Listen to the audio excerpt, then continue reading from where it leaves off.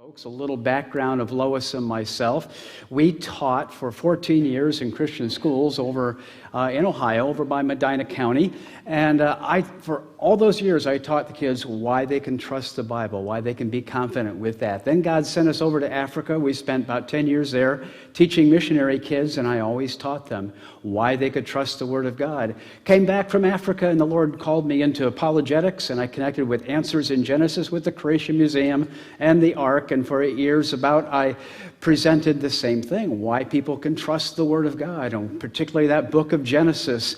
So I wanted moms and dads to understand it so they could teach the next generation coming up.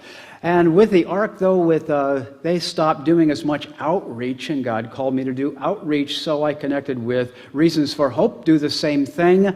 And we want people to believe the whole Word of God. How do we know the Bible is true? Well, why do we talk about that? Well, you have in 1 Peter, God told us a long time ago, but sanctify the Lord in your hearts, and be ready always to give an answer to every man that asks you a reason of the hope that's in you with meekness and fear. So we're supposed to be able to answer questions of why we have confidence in the Word of God. That's what apologetics is all about. It's so important. We need to have answers. That's what that word apologia means in Greek. It's an answer. It's a well thought out verbal defense of why we believe and why other people ought to believe as well. Now notice, this does not say how I can prove the Bible. Maybe you're out there and saying, I want to have a foolproof argument of how I can prove the Bible's true. Well, you're not going to get that today.